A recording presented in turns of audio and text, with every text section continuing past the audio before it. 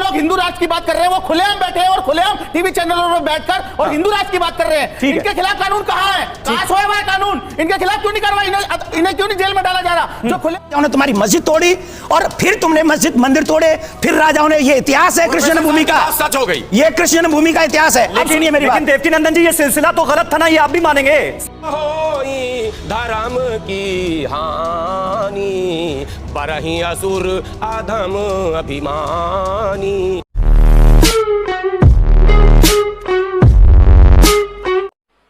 मजा नहीं आ रहा है। नमस्कार दोस्तों, आपका बहुत बहुत स्वागत है प्राइम डिबेट शो में। मैं हूं प्रदीप। औरंगजेब ने मथुरा पर हमला किया था 16वीं शताब्दी में, और वहां पर उन्होंने भगवान कृष्ण की मूर्तियां ली और कई देवी देवताओं को मूर्तियों को लिया उसने, और दिल्ली में आकर एक मस्जिद बनाया। उस मस्जिद का नाम उस वक्त था बेगम मस्जिद आई थिंक। तो उन्होंने उस मस्जिद के सीढ़ियों पर हिंदू देवी देवताओं के मूर्तियों को डाल दिया, ताकि उस पर जब भी कोई नमाजी चाहे उस पर पैर रख के जाए और हमारे देवी देवताओं का अपमान हो सके और हमारी जो आस्था है वो आहत हो सके। और अब तक हो रही है वो सब, उसी पे ये डिबेट चल रही है। और देवकीनंदन जी ने बहुत अच्छी तरह से मुद्दा उठाया, और जो सामने मुगल, सॉरी मुझसे गलती होगी, मिस्टेक, तो सामने जो मुस्लिम प्रवक्ताओं से उनसे काफी बहस हुई, तीखी बहस हुई। तो देखते हैं पूरा वीडियो।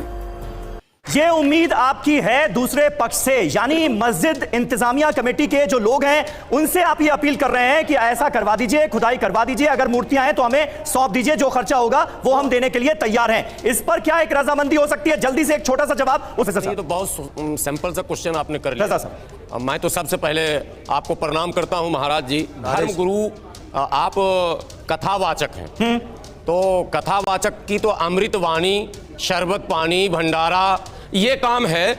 और मैं समझता हूं कि आपको यही जो काम है जो अच्छे हैं, धर्मगुरु को शोभा भी देते हैं। आपकी कथा में कोई मुसलमान भी आकर बैठे और आपके शब्दों से प्रभावित हो जाए, तब तो धर्म का प्रसार होगा। और पहले से अगर लठ गाड़ के बैठे हैं कि छोड़ेंगे नहीं, खबरदार अभी ये तो वो तो और भाग जाएगा। अब ऐतिहासिक बात आ जाइए। नहीं तो हाफिज साहब, वो तो भाईचारे की बात कर रहे हैं ना। मैं उस पर भी आ रहा हूं 2 सेकंड में। बहुत अच्छी बात उन्होंने, महाराज जी ने ये गलत नहीं कही है, ये बड़ा अच्छा मशवरा दिया, मैं इसमें समर्थन करता हूं। अच्छा, लेकिन ऐतिहासिक बात अभी हो रही थी, और वो पुरानी किताबें हमारे सर ने भी और इन्होंने भी उसका हवाला दिया। जी। लेकिन मैं किसी मुस्लिम लेखक और अंग्रेजों के इतिहास का कोई वर्णन नहीं करूंगा। गुलाम सरवर साहब, ये किसने किया? औरंगजेब ने किया? यस, मैं कह रहा हूं। अच्छा, और नाम है बीएल पांडे के अलावा। ठीक है, बीएल पांडे हैं, आपको बता दूं श्री ज्ञानचंद हैं, डॉक्टर पीएल गुप्ता हैं जो पटना म्यूजियम के उस समय के इंचार्ज थे। किस समय के? 16वीं सदी की बात कर रहा हूं जब आप कर रहे हैं। अब यह बात 19वीं सदी की है। अच्छा, यानी गुलाम सरवर साहब, आप ये कह रहे हैं कि ऐसा नहीं है कि सारे मंदिर तुड़वाए ही, बहुत सारे मंदिरों का जो निर्माण है और उसके रखरखाव के जो इश्यूज हैं उनको बहुत अच्छे से हैंडल भी किया औरंगजेब ने। आप ये कह रहे हैं, ये लिखा हुआ है, की बात ये लिखा हुआ है।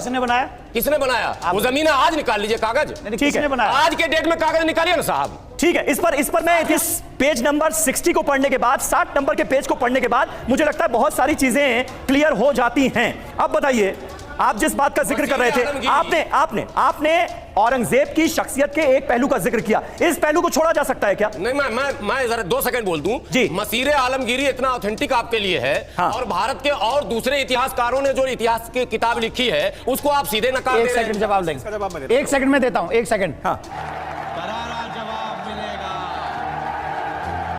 1 सेकंड। मैं सिर्फ आपसे एक बात कहना चाहता हूं, हम इतिहासकारों की बात ही नहीं करते इतिहासकारों की बात। इतिहासकार तो अपने अपने विचार समय समय और पोजीशन स्थिति के हिसाब से बदल भी सकते हैं और पैसे के लिए लिख भी सकते हैं। आप अपने सबसे बड़ी धार्मिक बुक है आपकी कुरान, कुरान में कहीं भी मथुरा का नाम बता दीजिए कि यहां आपका वो पीर आया, वो पैगंबर आया। हम आज से ही मथुरा का नाम लेना बंद कर देंगे, या फिर हमारे ग्रंथों में से ले लो भाई। हम यहाँ देखिए, मैं आपसे लड़ने नहीं बैठा हूं यहाँ, मैं लड़ने नहीं बैठा हूं। जो हमारे भारत के मुसलमान भाई हैं उनसे हम भाईचारा निभाना चाहते हैं, लेकिन जो बाहरी आक्रांताओं से अपना प्यार रखते हैं उनसे तो भाईचारा हम कभी निभा ही नहीं सकते। अच्छा, वो तो निभाने योग्य हैं ही नहीं जो आक्रांताओं से प्यार करते हैं। हम भाईचारे की बात कर रहे हैं। अगर हमारे शास्त्रों में है तो हमें दे दो, और अगर आपकी कुरान में है तो हमसे ले लो। लेकिन भाई कैसी लगी? आगे स्वाद हाजी रंगरेज साहब, जिस बात का जिक्र देवकीनंदन जी कर रहे हैं, क्या यह बड़ा दिल दिखाया जा सकता है ताकि उनके मन में जो संशय है वो दूर किया जा सके?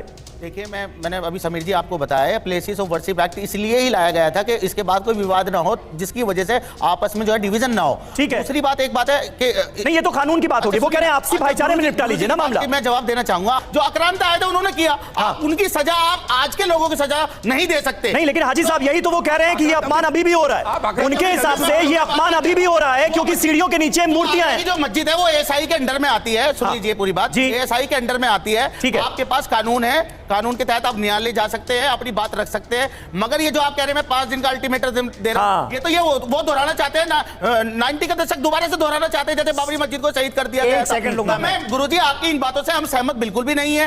आप बार बार भाईचारे की बात कर रहे हैं। आपके कई सारे, हमने भी आपकी कई सारी डिबेट में आपके साथ इससे पहले भी हम रहे हैं। ठीक है। आपके वहां पर क्या वक्तव्य रहे, आपके हमेशा कभी भाईचारे की बात आपने कभी करी नहीं। आप पहले जब ये कहते थे कि हिंदुओं को, आज तो वो कर रहे हैं भाईचारे की बात। हाजी साहब, आज तो हम सबके सामने की उन्होंने भाईचारा आक्रांताओं को बार बार ये 5 दिन के लिए शांति दूत बनेंगे, मतलब समझ में नहीं आया। आप तो कथावाचक हैं, आप तो शांति दूत ही हैं। हाँ, मैं शांति दी तो तभी तो काम ही है शांति को, अपने धर्म को, उसका प्रचार प्रसार करना। देखिए, 5 दिन बाद क्या शांति दूत नहीं रहेंगे आप? मैं रुको जरा, सबर करो। शांति दूत तो हमेशा ही रहूंगा, क्योंकि मैं कृष्ण का गुणगान करने वाला हूं और मैं हमेशा जब तक रहूंगा शांति दूत ही रहूंगा। लेकिन धर्म के लिए जब जब भगवान श्री कृष्ण ने महाभारत कराया, बिना शस्त्र के युद्ध कराया और उसमें पांडवों की विजय दिलाई, वैसे ही एक युद्ध होगा जो कि कानूनी युद्ध होगा। और उस युद्ध में बिना शस्त्र के ही हमारी अपनी फिर हिंदुओं की भावना का सम्मान करने के लिए हम लोगों को जो संविधान ने अधिकार दिए, फिर उनका इस्तेमाल करेंगे, उनका प्रयोग करेंगे। इसमें इस अधिकार से तो हमें कोई वंचित नहीं कर सकता। ठीक है, आप पहुंच गए बागेश्वर धाम और बाबा बागेश्वर ने आपकी मांग का समर्थन कर दिया।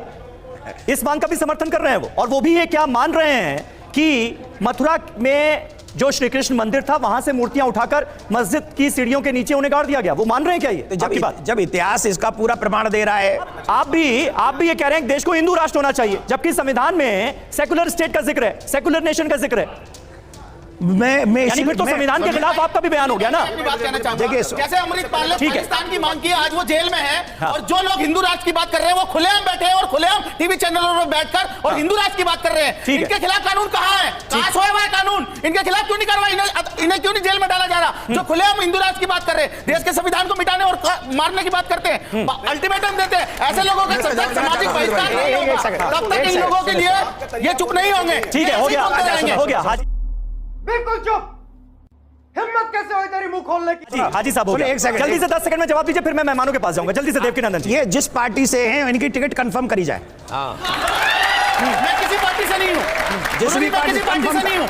ये अगर मेरे जेल जाने से इनको टिकट मिलती हो तो मैं 4 दिन जेल में रह लूंगा, क्योंकि वहां मेरे कृष्ण जी का जन्म है। इन्हें नेता बनाओ, संविधानिक बात इन्हें नेता बनाओ। अगर आप गैर संविधानिक बात करेंगे तो हम डिमांड करेंगे, मगर शासन प्रशासन आपके मामलों में बिल्कुल भी सोया हुआ नजर आ रहा, बिल्कुल भी कहीं नजर नहीं आ रहा। हिंदू राष्ट्र की मांग आप कैसे कर सकते हैं? इसलिए करना चाहता हूं, सुनिए, हिंदू राष्ट्र की डिमांड इसलिए करना चाहता हूं कि आज सेकुलर कंट्री में, इसी दिल्ली में हमें कृष्ण राम जन्मभूमि की या राम जी की यात्रा निकालने की परमिशन नहीं मिलती है, इसलिए हमें हिंदू राष्ट्र चाहिए। नहीं, कानून से ही चलेगा ना भाई, आपको इजाजत तो मांगनी पड़ेगी ना। ये एडमिनिस्ट्रेशन ही इजाजत। एक मिनट हाजी साहब, एक मिनट, आप कथावाचक हैं, आपका काम है लोगों में, समाज में भाईचारा बढ़ाने का। हिंदू राष्ट्र में इतना भड़कने की जरूरत नहीं है। भाईचारे के ना हिंदू राष्ट्र में इतना भड़कने की ठीक है हाजी साहब। देवकीनंदन जी, आप कह रहे हैं कि इस देश में आपको रामनवमी का जुलूस निकालने की इजाजत नहीं दी जा रही। भाई, जुलूस का रूट क्या होगा ये तो प्रशासन ही तय करेगा ना, कानून से ही तो चलेंगे। क्यों करेगा? और ये तो सभी के लिए, हर धर्म के लिए। मेरी बात कोई भी ऐसे थोड़ी जुलूस निकाल लेगा कहीं भी। अच्छा, मेरी एक बात सुनिए भाई, फिर तो मुहर्रम के जुलूस निकलते हैं, उसका भी रास्ता तय होता है, एक रूट तो तय करेगा ना प्रशासन। समीर जी, मैं इसीलिए नहीं बोलना चाह रहा, मैंने इसीलिए आपको कहा था कि पूरी डाइवर्ट हो जाएगी, पर मैं आपको बता देता हूं, ये भारत सेकुलर है कि नहीं? हाँ, भारत सेकुलर है, बिल्कुल है। 100 करोड़ हिंदुओं का राइट्स है कि नहीं? तो हम कहां से शोभा यात्रा निकालेंगे ये हम डिसाइड करेंगे, प्रशासन को हम सैलरी देते हैं। ठीक है, फ्लावर नहीं, फायर है। हिंदू राष्ट्र को लेकर समीर देवकीनंदन महाराज ने एक बात कही थी, आपने ध्यान ही नहीं दिया, पूरा इशू आप चेंज कर रहे हैं। हाँ। इन्होंने कहा था क्या आपके कुरान में मथुरा या और दूसरी जगहों का जिक्र है क्या? मैं ऑडियंस से कहूंगा, भारत के भविष्य बैठे हैं, कुरान में बहुत प्रसिद्ध है, वाले कुल्ले कौमिन हाद, धरती का कोई ऐसा जगह नहीं, कोई ऐसी भाषा नहीं जहां अवतार नहीं आए हो, और कृष्ण भगवान भी अवतार ही हैं। ये आप पहले नोट कीजिए। अब दूसरी बात, अब मैं 10 सेकंड और थोड़ा समीर भाई दीजिएगा समय। गोस्वामी तुलसीदास जी, अभी आपने एक पंक्ति पढ़ी थी, यदा यदा ही धर्मस्य, पंक्ति नहीं, श्लोक। श्लोक जो पढ़ा था आपने गीता का, यदा यदा ही धर्मस्य, सारांश उसका यही है कि जब जब धर्म पर संकट होता है, उसी से मिलती जुलती बात लगभग जो है रामचरितमानस में है। जब जब होई धर्म की हानि, बरही असुर अधम अभिमानी। क्या बात है, क्या बात है। तब तब धर प्रभु विविध शरीरा, हरहि दया निधि सज्जन पीड़ा। अब एक सवाल इसमें पैदा होता, यदा यदा ही धर्मस्य पूरा पढ़ेंगे और इसका भी अर्थ निकालेंगे। विद्वान महाराज से के सामने तो हम कुछ भी नहीं, ABCD भी नहीं है, जो रात दिन तो यही प्रवचन करते हैं। ये एक बड़ा सवाल, चूंकि आपने धर्म से पूछा, कुरान से तो हमने कह दिया है, हम मानते हैं मोहम्मद साहब से पहले चाहे बुद्ध हो, चाहे भगवान कृष्ण हो, चाहे राम हो, सब अवतार हैं, इसलिए कि सब लोग अपने समाज में रिफॉर्म के लिए जाने जाते, सबों ने समाज को एक सही दिशा दी, एक प्रचार। तो कहना क्या चाह रहे हैं आप? तो ये कि मतलब ये क्रूरता जब हो रही थी तो किसी ने अवतार क्यों नहीं लिया, आप ये कह रहे हैं? अगर नहीं अरे डिबेट धार्मिक हो तो भी तो भी निकल जाएगा निष्कर्ष, और हिस्टोरिकल डिबेट हो तो भी निष्कर्ष निकलेगा। अब एक लास्ट पॉइंट, इसी पर अरे आपने सवाल उठा दिया है। नंदन जी जल्दी से जवाब मुझे सुनिए। मैं इनके प्रश्न का जब जब हो धर्म के हानि बाढ़ असुर अभिमानी, तब तब धरे प्रभु विविध शरीरा, विविध का चर्चा नहीं किया इन्होंने। विविध शरीरा है, विविध शरीरा, वो ऑलवेज नहीं आते, कभी कभी अपनी शक्तियों को भी भेजते। और जब सुनिए ना, अरे सुनिए ना, हम कथावाचक हम हैं, हम हूं कथावाचक। सुनो, जब जब जिन जिन आतताइयों ने वो कार्य किए, तब तब भगवान ने अपनी दिव्य शक्ति देकर कुछ राजाओं को भेजा, और उन राजाओं को भेजकर उन मस्जिदों को तोड़वाया, फिर वहीं पर मंदिर बनवाया। कहां? कृष्ण जन्मभूमि पे। पहले आपने मंदिर तोड़े, उसी जगह पर हमारे धार्मिक राजाओं ने तुम्हारी मस्जिद तोड़ी, और फिर तुमने मंदिर तोड़े, फिर राजाओं ने। ये इतिहास है कृष्ण जन्मभूमि का, सच हो गई। ये कृष्ण जन्मभूमि का इतिहास है। लेकिन देवकीनंदन जी, ये सिलसिला तो गलत था ना, ये आप भी मानेंगे? सिलसिला बंद होना चाहिए ना। ये पहले किसने किया शुरू? तो एक आजाद मुल्क है भारत। अब मैं बता देता हूं, 1947 के बाद, अभी मेरी बात एंड नहीं हुई, आप 1947 के बाद स्टेटस को मेंटेन करके रखना है, ये हमारे देश का कानून है। समीर जी, अभी जवाब दीजिए। हाँ, सुनिए, अभी औरंगजेब के क्रूर अत्याचारों को समाप्त करने के लिए भगवान ने हमको और आपको भेजा है कि हम लोग निकाल के लाएंगे ठाकुर जी को। भाई मजा आया। तो दोस्तों, वीडियो हो गई खत्म। अब क्या कहे इस बारे में मेरे को समझ में नहीं आता है। क्या होगा? हम अपने देश में ही अपने देश को हिंदू राष्ट्र नहीं कह सकते। 57-56 मुस्लिम कंट्रीज है, लेकिन वहाँ पर उनका रूल चलता है। यहाँ पर एक हम हिंदू राष्ट्र बनाना चाहते हैं, लेकिन उसके लिए भी हमें आज़ादी नहीं है। हमें कोई मतलब क्या कहूँ, मुझे शब्द नहीं सब समझ में आ रहा मैं क्या कहूँ। तो जो भी है इस वीडियो के बारे में आप कमेंट कर दीजिए। उम्मीद करता हूँ आपको वीडियो पसंद आई होगी। अगर वीडियो पसंद आई तो चैनल सब्सक्राइब करते जरूर जाना। मैं इसी तरह का कंटेंट और इसी तरह की वीडियो हमेशा बनाते रहता हूँ। काफ़ी भाव विभोर हो चुका हूँ ये वीडियो देख के। तो चलिए मिलते हैं अगले वीडियो में, तब तक के लिए जय हिंद, वंदे मातरम।